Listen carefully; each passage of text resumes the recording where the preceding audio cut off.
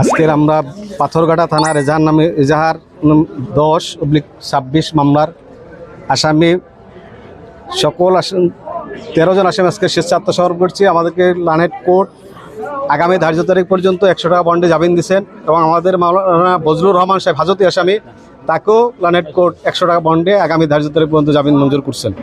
এবং এজাহার নামেও অন্য আসামির ব্যাপারে অন্য একটা মামলা, সেটা হলো এজাহার মামলা নাম্বার 13। সেই মামলার হাজতি আসামি আমাদের 2 জন এজাহার নামী আসামি এবং একজন সংদিগ্ধ আসামি, তাদেরকেও লানেট কোর্ট আগামী ধার্য তারিখ পর্যন্ত জামিন মঞ্জুর করছেন। এই সমস্ত মিথ্যা মামলার বিজ্ঞ আদালতকে আমরা বোঝাতে সক্ষম হয়েছি যে মামলাটা একটা বানোয়াট এবং কাল্পনিক রাজনৈতিক হয়রানি উদ্দেশ্যমূলক মামলা। লানেট কোর্ট আমাদের সকল আসামিদেরকে জামিন দিয়েছে এবং ইনশাল্লাহ এই ধারা অব্যাহত থাকবে। আমাদেরকে আর ইতিপূর্বে আরেকজন আমরা লানেট কোর্টকে বলছি, একজন আসামি আব্দুর রহমান, সে থানায় গেছিল তার এক ভাইয়ের সাথে সাক্ষাৎ করতে, তাকে পুলিশ অন্যায়ভাবে গ্রেপ্তার দেখাইয়ে এই মামলার জিআর 13 মামলায় গ্রেপ্তার দেখাইয়ে চালান দিছে এবং তাকেও লানেট কোর্ট জামিন মঞ্জুর করছেন। আর নাসিরের বিরুদ্ধে কোনো মামলা ছিল না, তাকেও সংযুক্ত হিসেবে দেখাইছে, তারাও লানেট কোর্ট জামিন দিয়ে দিয়েছে আলহামদুলিল্লাহ।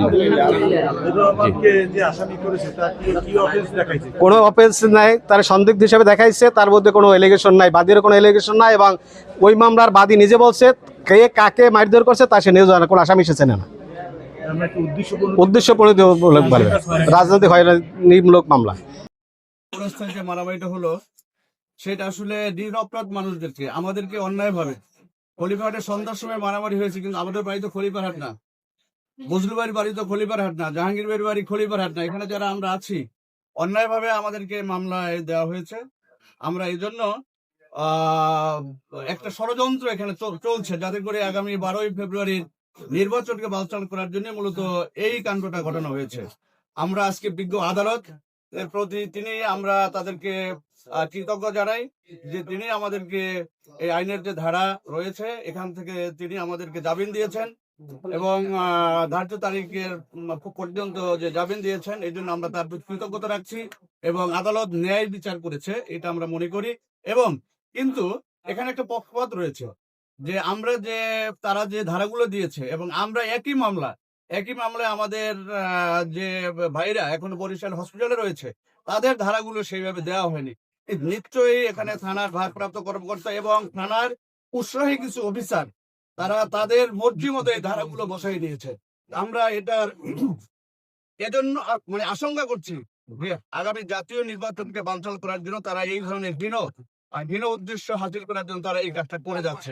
আমরা নিরপেক্ষ ভাবে প্রশাসনকে দায়িত্ব পালন করার জন্য আমরা বিনীতভাবে আহ্বান জানাচ্ছি যাতে করে আইন শৃঙ্খলা বাহিনীর সকলের জন্য সমান থাকে, লেভেল প্লেইং ফিল্ড থাকে এবং তারা সকলের জন্য একই মতামতের ভিত্তিতে আসলে কাজ করে। আমরা তাদের যে আচরণ লক্ষ্য করছি এটা আসলে বিধি বহির্ভূত, এটা আসলে কোনো সময় কাম্য না। তা আমরা যেহেতু আজকে এই মামলা 24 জন, সেখানে আসলে সবাই বাহিরের, এই 24 জন আসামি আজকে আমরা এখান থেকে জামিন পেয়েছি। আল্লাহ শুকরিয়া আদায় করছি আলহামদুলিল্লাহ।